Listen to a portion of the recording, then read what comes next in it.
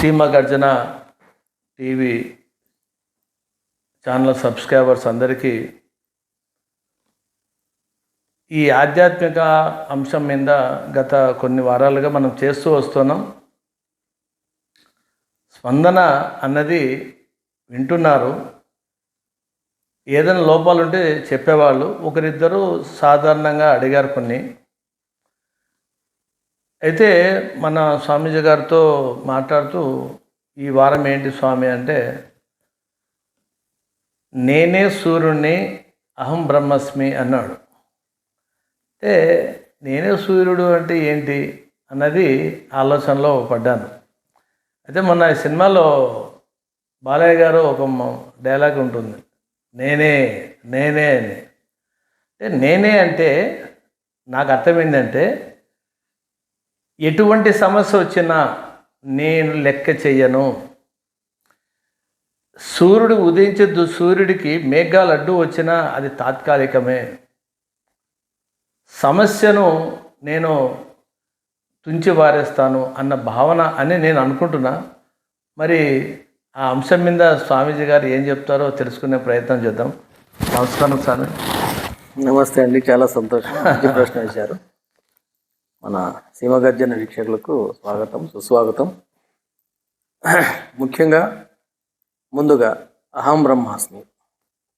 ఈరోజు మనం చర్చించుకోవాల్సిన విషయం ఏంటంటే, నేనే సూర్యుడిని అనేది ఈ విషయం. అహం బ్రహ్మాస్మి, నేనే సూర్యుని అనేది ఇక్కడ ఈరోజు విషయం. ఎలా నేను సూర్యుడిని అని అడిగే అవకాశాలు ఉంటాయి. నేను ఎట్లా సూర్యుడిని అవుతా అనేది చాలామందికి అడుగుతారు కూడా కొంతమంది. ఓసారి టాపిక్లో వేదాంత సభలో జరుగుతున్నప్పుడు ఈ వేదాంతం చెప్తూనే నేనే సూర్యుని అన్నాను. అక్కడ చాలామంది ఉంటారు కదా, చాలా ఎడ్యుకేటెడ్ పీపుల్స్ ఉంటారు, అంటే విషయం తెలిసిన వాళ్ళు ఉంటారు, వేదాంతులు ఉంటారు, అందరు ఉంటారు, రకరకాల. మనకి తెలియదు అక్కడ ఎవరు ఉంటారు అనేది. అందులో నుంచి ఒక వ్యక్తి లేచి, అదెట్లా స్వామి మీరు నేనే సూర్యుని అంటున్నారు అని అడిగారు.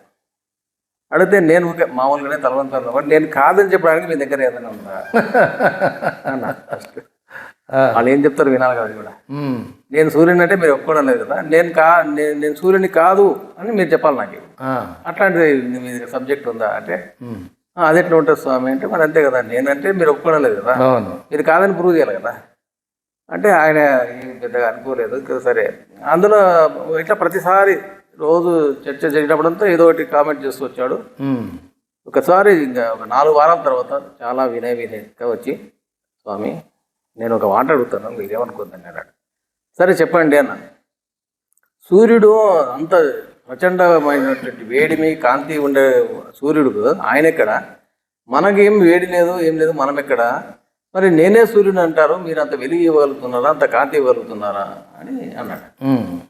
అంటే మంచి ప్రశ్న వేశారు. మరి ఇది అప్పుడే వేసిండాలి కదా, 4 వారాలు అయింది.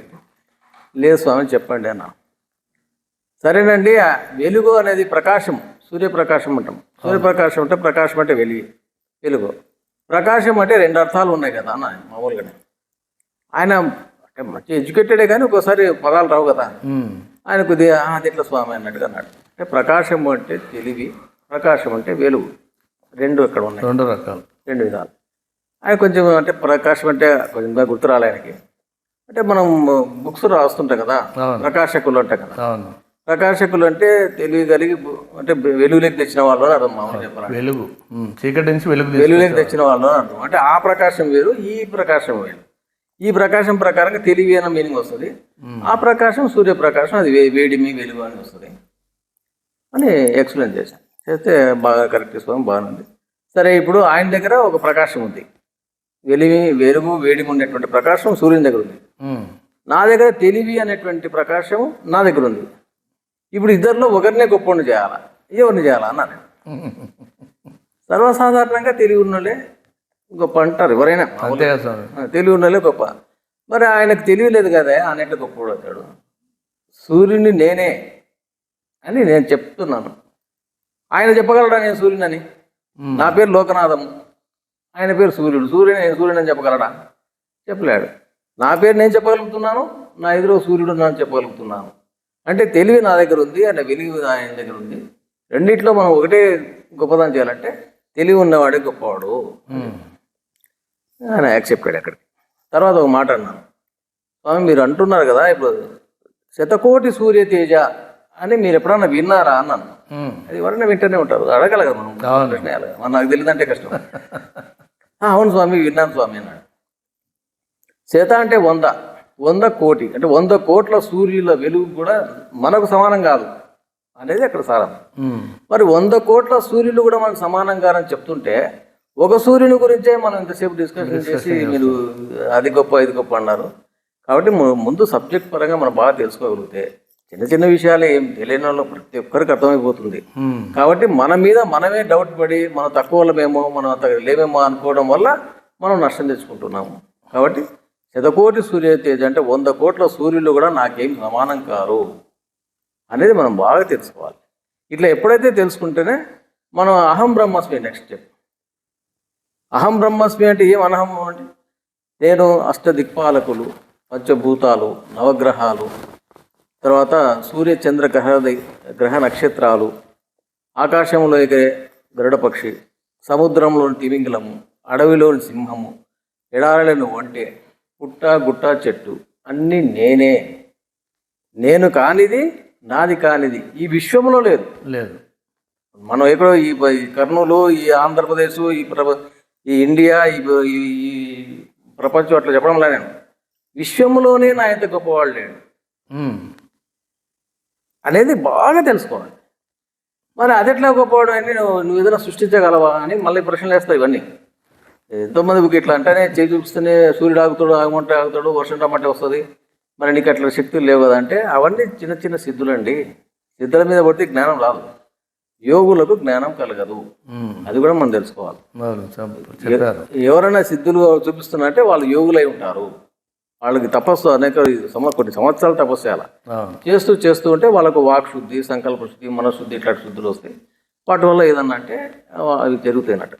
కానీ వాళ్ళు ఆత్మ తత్వానికి వెళ్ళిపోలేరు, జీవన్ముక్తులు కారు వాళ్ళు. విదేహముక్తి అంటే ఆ తర్వాత క్రమముక్తి అంటారు దాన్ని, అంటే చనిపోయిన తర్వాత వచ్చే ముక్తి. అట్లా చెప్పాలి మన శాస్త్రం. బ్రతికుండగానే ముక్తి అని అంటే జీవన్ముక్తి. మన జీవన్ముక్తి అన్నప్పుడు దీనికి ఎట్లా మనం దీనికి ఏం ప్రమాణం? క్రమముక్తిలో చనిపోయిన తర్వాత ముక్తి వచ్చిందని చాలామంది చెప్తారు. పెద్ద పెద్ద భక్తులు కూడా చనిపోయిన తర్వాత వచ్చిందని చెప్తుంటారు కదా. మీరాబాయి ఇలాంటి వాళ్ళ భక్తులు, అన్నమాచార్యులు వీళ్ళంతా, రామదాసు ఇలాంటి పెద్ద పెద్ద భక్తులు వీళ్ళంతా వాళ్ళ మోక్షం వచ్చిందనే మనకు చెప్తారు. అయితే మనకు రుజువులు లేవు.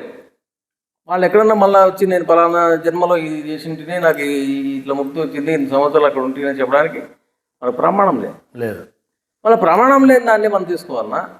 ఆల్రెడీ నేను చెప్పేదానికి ప్రమాణం ఇప్పుడే చూపిస్తాను. మీ ప్రమాణం మీ కళ్ళ ముందు నేను ప్రమాణం చూపిస్తాను అన్నప్పుడు దీన్ని నమ్మల్లా? కాబట్టి జీవన్ముక్తే గొప్పది. ఏం ప్రమాణమే నువ్వు చూపేది అంటే ఎవరైతే జీవితంలో అహం బ్రహ్మస్మి అనగలుగుతున్నారో అదే గొప్పది. అదేం స్వామి అహం బ్రహ్మస్మి అనేది నేను అంటారు ఎవరన్నా. ఇట్లే ఇంకో సందర్భంలో ఒక స్వామి మాట్లాడేటప్పుడు ఒక ఆయన లేచాడు. ఆయనకి 85 సంవత్సరాలు ఉంటాయి, నాకు అప్పటికి 60, అంటే 5 ఏళ్ళ కిందటి మాట. ఆయన తైత్తిరీయ ఉపనిషత్తులో చెప్తున్నాడు ఏదో విషయాలు. నేను దాంట్లో ఒక చరణం తీసుకుంటే నేను స్వామి మీరు చెప్పేది కూడా తైత్తిరీయ ఉపనిషత్తే కదా అన్నాడు. అవునండి, నేను తైత్తిరీయం నుంచి నేను ఎగ్జాంపుల్ ఇస్తున్నాను. మరి మీరు గ్రంథం చూసి చెప్తున్నారు కదండి అన్నాడు. మరి నేను కూడా గ్రంథం చూసి చెప్తున్నాను. మరి మీరు నాకంటే ఇంకా గ్రంథం అంతా బైహార్ట్ చేశాడు ఆయన.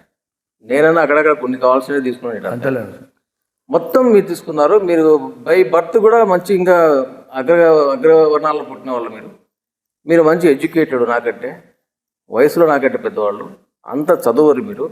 ఈ రోజు నుంచి మీకు 1 సంవత్సరం టైం ఇస్తా, అదే గ్రంథం వచ్చి నెక్స్ట్ ఇయర్ అహం బ్రహ్మస్మి నుండి మీకు కాలుముక్తానా. ఇంత ఓపెన్ ఛాలెంజ్ చేస్తా. ఊరికి అనలేదు కదండి, ఏదో తమాషకు ఒకసారి అంటే మళ్ళీ అనలేదు. అది ఎట్లా నేను కూడా ఎందుకు అనగలుగుతున్నా అంటే దాని మీద తీవ్ర పరిశ్రమ ఉంది నాది. 10 సంవత్సరాల కింద నేనేం అనేవాడిని కాదు. అహం బ్రహ్మస్మి అంటే అహంకారం అవుతుంది అనుకునేవాడిని. ఆ మాట అనాలంటే నేను భయం ఉంటుంది, లోపల భయం ఉంటుంది. ఇప్పుడు ఎందుకు భయం లేదంటే నేను తెలుసుకున్నాను, వేదాంత పరంగా చాలా విషయాలు తెలుసుకున్న తర్వాత దానిలో శోధన చేస్తే మనకేం చెప్తుందంటే శాస్త్రము, శ్రోత్రియ బ్రహ్మనిష్టం అనేటువంటి ఒక పదం ఉంటుంది. అదే ముండకోపనిషత్తులో ఉంటుంది. అంటే శృతి తెలిసి ఉండాలా, బ్రహ్మ పట్ల నిష్ట కలిగి ఉండాలి. అంటే నేనే బ్రహ్మను అనేటువంటి వాళ్ళ నిష్ట ఎప్పుడు అనగలుగుతుండాలి. నేను అనాలా, మీతో కూడా అనిపించగలగాలి. ఇట్లా అంటే శృతి తెలిసి ఉండాలి, బ్రహ్మనిష్టం రెండు. అంటే వాళ్ళ దగ్గర పోయి నేర్చుకోండియా అని చెప్పేసి శాస్త్రం. కొంతమందికి శృతి తెలిసి ఉంటుంది, మన టీవీలో దీంట్లో యూట్యూబ్లో చాలామంది చెప్తూనే ఉంటారు. వాళ్ళని పోయి అడగండి, అయ్యా మీరు అహం బ్రహ్మస్మి అంటే, నాకెంత ఏడు స్వామి ఏదో గ్రంథంలో తీసి చదువు చెప్తున్నా అంటాడే తప్ప డిక్లేర్ చేసుకుంటాడు. నేనే బ్రహ్మను డిక్లేర్ చేసుకోవాలా, ప్రకటించుకోవాలని నేను ఒత్తి పలుకుతున్నా. ఎందుకయ్యా అనండి. ఎందుకు అట్లా అంటే, ఒక రాజు ఇంకో రాజు మీద దండయాత్ర ఎత్తుతాడు. దండయాత్ర ఎత్తిన తర్వాత ఎవరు బలాట్ పెడితే వీడు పోయి వాని మీద అటాక్ చేస్తాడు. అతన్ని చంపడం కానీ లేకపోతే గొంతు మీద కత్తి పెట్టి కానీ చేస్తే వాడు ఓడిపోయినంతని లేస్తాడు. లేచిన తర్వాత ఈయన డిక్లేర్ చేయాలి, ఈ రాజ్యం నాది అని డిక్లేర్ చేయాలి. ఈ ప్రజలంతా నా ప్రజలే, నాకు మీరు కప్పం కట్టాలి, నేను మిమ్మల్ని రక్షిస్తుంటాను డిక్లేర్ చేస్తేనే ఆ దండయాత్రకి వెళ్తాం. దండయాత్ర ఎత్తి ఆ రాజును ఓడించిన తర్వాత డిక్లేర్ చేయకపోతే, అంటే ప్రకటించకపోతే, నా రాజ్యాన్ని ప్రకటించకపోతే ఇంకేం లాభం? అంతే కదా, మరి అట్లా లాభం లేదు. కాబట్టి అహం బ్రహ్మాస్మి తెలుసుకున్న తర్వాత అది ప్రకటించకపోతే తెలుసుకొని ఏం లాభం? కాబట్టి ప్రకటించాలి, నేనే బ్రహ్మను ప్రకటించాలి. దీనివల్ల ఏం లాభం? నెక్స్ట్ మన ప్రశ్నలు వస్తున్నాయి ఒకటి అనేకం కదా. నేను అహం బ్రహ్మస్మి అనలే వాళ్ళు చాలామంది, నేను అన్నాను, మరి నీకేం లాభమయ్యా, మేము కూడా బాగానే ఉన్నాం. అంటే దీంట్లో రెండు విషయాలు ఉంటుంది. ఒకటి విషయ జ్ఞానము, రెండు బ్రహ్మజ్ఞానం. ఈ రెండు విషయాలు చనిపోయే లోపల ఎప్పుడైనా తెలుసుకోవాలి. చనిపోయే లోపల ఏం తెలుసుకోరు, విషయ జ్ఞానం మాత్రం తెలుసుకున్నాడు, బ్రహ్మజ్ఞానం తెలియలేదు. అప్పుడు ఏం లాభం మనకి? బ్రహ్మజ్ఞానం తెలియకపోతే ముక్తి రాదు, అంటే జీవన్ముక్తి రాదు. జీవన్ముక్తి లేకపోతే మళ్ళీ పుట్టాలి. మళ్ళీ వీడెట్లా అంటే నతస్య ప్రాణ ఉత్క్రామంతి బృహదారణ్యకం, అతని ప్రాణాలు పైకి పోవు. అంటే చాలామంది ఏం చెప్తారు, పంచప్రాణాలు వాయువులో కలిసిపోతాయి, శరీరం మట్టిలో కలిసిపోతుంది, ఇవన్నీ చెప్తారు. అయితే ప్రాణాలు పైకి పోవు. ఎవరికి? ఈ బ్రహ్మజ్ఞానం తెలుసుకున్న వారికి ప్రాణాలు పైకి పోవు. ఇది చాలా ఇంపార్టెంట్. చాలామంది తెలుసు కానీ పట్టించుకోరు, ఆచరించరు. వాళ్ళు దాన్ని నిలబెట్టుకోవాలనేది. కాబట్టి నదస్య ప్రాణ ఉత్క్రమంతి బృహదారణ్యకం చదివితే మీకు తెలుస్తుంది. ఇట్లా ఒకటి సందర్భంలో అక్కడక్కడక్కడగా మనం తెలుసుకుని పెట్టుకుంటే ఒకటే నీకు వస్తుంది. ఇప్పుడు మొత్తం మీద ఈ వేదాంతం అంతా కలిస్తే ఏమవుతుందండి అంటే, ఒక ఉపనిషత్తు చదవండి మీకు చాలు, 10 చదవాలి యాక్చువల్గా, మీకు అంత టైం లేదు. కానీ ఒక ఉపనిషత్తు చదవండి మీకు సరిపోతుందని. అదేం ఉపనిషత్తు అంటే మాండూక్యం అని ఉపనిషత్తు. మాండూక్యమేకమేవాలం ముముక్షాణం విముక్తయే. ఒక మాండూక్యము చాలు. ఎవరికి? ముక్తి కావాలనుకునే వాళ్ళకి. వద్దనుకున్న మనకి సంబంధం లేదు. కావాలంటే మీరు మాండూక్యం చదవండి. నేనేం చెప్తానంటే మాండూక్యంలో 12 మంత్రాలే ఉంటాయి. 7వ మంత్రం మాత్రం చదవండి అంటా నేను. 7వ మంత్రంలో 8 అక్షరాలే ఇంపార్టెంట్, 5 చదివితే కూడా నీకు వచ్చేస్తుంది అని చెప్పాను. అంటే అట్లా పట్టుకోవాలంట. 12 మంత్రాల్లో 7వ మంత్రం తీసుకోవాలి, 7వ మంత్రంలో 8 అక్షరాలు తీసుకోవాలి. తీసుకుంటే నీకు దాని మీద విచారణ చేస్తే నీకు తెలిసిపోతుంది అని చెప్పాడు. సరే, 7వ మంత్రం ఏందో ఆ 8 అక్షరాలు మనం చెప్తాం. మన మాండూక్య ఉపనిషత్తులో మొత్తం 12 మంత్రాలు ఉంటాయి. 12 మంత్రాల్లో ఒక్కొక్కటి చెప్పుకుంటూ వస్తాడు. ప్రజ్ఞానం అనేది అంటే వస్తుంది. ప్రజ్ఞానం బ్రహ్మ అనేది మళ్ళీ వేరే ఉపనిషత్తుకి వెళ్ళిపోతుంది, ఐతరేయ ఉపనిషత్తుకి. ఇక్కడ ఏకాత్మ ప్రత్యయసారం వస్తుంది. ఈ మంత్రం 7వ మంత్రంలో ఏకాత్మ ప్రత్యయసారం అంటే ఒకే ఆత్మ మీద ఇదంతా. ప్రత్యయం అంటే ఐడియా అంటే ఆలోచన. ఒకే ఆత్మ అనేటువంటి ఆలోచనతో కూడుకున్నది ఏదైతే ఉందో అది బ్రహ్మ. అంటే అది ఎవరు? ఒకటే ఆత్మ అంటే నేనే. అనేక ఆత్మలు అంటే ఇంకా అది వేరు, జీవాత్మ. కాబట్టి ఏకాత్మ అంటే ఒకే ఆత్మ, అది నేనే అని ఎవరైతే తెలుసుకుంటారో వాడే బ్రహ్మ. మరి వాడేటప్పుడు మళ్ళీ ఎదుటోడు అయిపోతాడు. అది నాకు డిక్లేర్ చేసుకోవాలి, నేనే అని డిక్లేర్ చేసుకోవాలి. ఇట్లా ఎప్పుడైతే డిక్లేర్ చేసుకొని పెట్టుకుంటామో అదే ఉన్నతమైంది. సూర్య చంద్ర గ్రహ నక్షత్రాలు అన్నీ నేనే సూర్యుని, నేనే చంద్రుడిని, నేనే భూమిని, నేనే అగ్నిని, నేనే వాయువుని, అంతా నేనే, నాకు భిన్నంగా విశ్వం లేదు అని ఎన్నిసార్లైనా నువ్వు చెప్పుకోవాలి. ఎంతమందికైనా ఇలా చెప్పాలి. వాళ్ళ అనుమానాన్ని నివృత్తి చేయాలి. మా స్నేహితుడు ఉండేది సార్ పాడుతూ అని, ఎప్పుడైనా అంతా మాట్లాడినాక అహం బ్రహ్మస్మి అంటాడు. అహం బ్రహ్మస్మి అంటే ఏం చెప్పురా బాబు ఎప్పుడు ఇదే మాట్లాడుతున్నావు అంటే సమయం వచ్చినప్పుడు నువ్వు తెలుసుకుంటావులే అన్నాడు. అట్లా ఇది ఎప్పుడంటే సుమారుగా 15-20 సంవత్సరాల పరిచయం నాకు. ఎప్పుడు ఫోన్ చేసినా అహం బ్రహ్మస్మి అంటాడు. అంటే మహా మేధావి అబ్బాయి, కానీ బయటపడాడు. అది ఉంది ఆ అబ్బాయి దగ్గర, తెలివి బాగుంది. ఎక్కడ ఏం ప్రయోగించాలో అక్కడ ప్రయోగిస్తాడు. ఇప్పుడు మీరు ఎప్పుడైనా మాట్లాడు అహం బ్రహ్మస్మి ఫోన్లో మాట్లాడుతున్నా అదే అంటుంటే ఓహో అది మీకు అటాచ్ ఉంటుంది అన్నట్టు. అతను ఏమో చెప్పింటాడు, మీరే తెలుసుకుంటారు అంటే ఇప్పుడు నా ద్వారా తెలుసుకుంటారేమో, అట్లా ఉంటుంది. రహస్యాలు కదా ఇవి. మీకే తెలుస్తుంది అంటే దాని అర్థం ఏంటి, సమయం వచ్చినప్పుడు నీకే తెలుసుకుంటావో నీకు తెలుస్తుందిలే అన్నాడు. సరే ఏమో దాని భావం నేను కదా దాన్ని పరిశోధన చేయలే. సరే మన సమాజ సేవ తప్ప వేరే ఆలోచన లేదు అప్పుడు. ఇప్పుడు మీరు చెప్తుంటే తెలుస్తుంది అన్నమాట.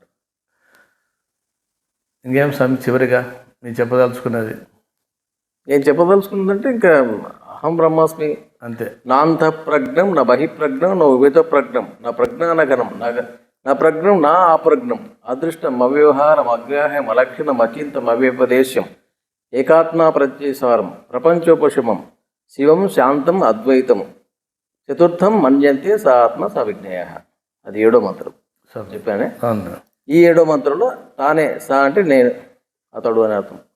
అది ఏదైతే ఆత్మ చతుర్థం అంటే నాలుగవది ఏదైతే ఉందో అదే అద్వైత సిద్ధాంతం, అదే ఆత్మ. దాన్నే తెలుసుకోవాలి. జీవితంలో మనం ఏం తెలుసుకోవాలంటే ఇది కాకుండా సంసారము భార్య పిల్లలు అవన్నీ తెలుసుకుంటారు. సరే అవి తీసేసి ఏం కావు, దాన్ని మనం ఖండించడం అవసరం లేదు, అంత అవసరం లేదు. అవి చేసుకోండి. కాబట్టి ప్రతిరోజు ఒక 15 నిమిషాలు 20 నిమిషాలు గంట అట్లా పెంచుకుంటూ పోతే జీవితంలో ఏదో ఒక రోజున నేనే బ్రహ్మం అనగలిగితే వాడు మళ్ళీ జన్మలు లేవు. ఇది వేదాంత సారం. తెలుసుకోవాల్సింది ఇదే విషయాన్ని తెలుసుకోవాలి. ఇటీవల కాలంలో ఇది ఇట్లా ఎవరు డిక్లేర్ చేయడం లేదు. మీరు డిక్లేర్ చేస్తే ప్రకటించలేదు. ప్రకటించండి అని నేను మళ్ళీ చెప్తున్నాను. జనరల్గా ఎట్లుంటుంది స్వామి, ఏం చెప్తే ఏం నిష్ఠూరం అవుతాము, అది అక్కడ ఏమనుకుంటారేమో అని, ఎందుకు ఈ స్వామి ఇట్లా మాట్లాడినాడేమో అని చాలామంది ఏం చేస్తారంటే అక్కడ ఆగిపోతున్నారు. వీళ్ళకి ఎంత చెప్పాలో అంత చెప్పాలి కరెక్ట్ అన్న ఆలోచనలో ఉంటారేమో అనిపిస్తుంది. ఉండొచ్చు, అట్లా కూడా ఉండొచ్చు. చూశారుగా అహం బ్రహ్మస్మి అంటే ఏంటి, ఆ మంత్రం చదవడం వల్ల లాభం ఏంటి? లాభం అంటే మనిషి అనేవాడు ఎవరైనా కానీ నేను శక్తివంతుడిని, ఎన్ని మేఘాలు కమ్ముకొచ్చినా నా ముందు చీల్చుకొని బయటకు వచ్చేస్తాను అని భావించాలి. అప్పుడే పుణ్యం ఉంటుంది. ఇంకోటి అహం బ్రహ్మస్మి అంటే అర్థం ఉంటుంది. ప్రతిరోజు కూడా ధ్యానం అంటే స్వామి చెప్పినట్టుగా సంసారంతో పాటు ఆధ్యాత్మికంగా కూడా మనం ఉండాలి అనే భావన వ్యక్తం చేశారు. చాలా సంతోషం స్వామి. అమూల్యమైన సమయాన్ని కేటాయించి ప్రతి వారం మనకు ప్రేక్షకులకు మంచి ఆధ్యాత్మికమైన కొత్త విషయాలు చెప్పడం అనేది చాలా సంతోషం స్వామి. నమస్కారం. చాలా సంతోషం అండి. సత్యనారాయణ గుప్తా గారికి మరి ధన్యవాదాలు. ఈ వీక్షకులకు మరోసారి ధన్యవాదాలు, కృతజ్ఞతలు.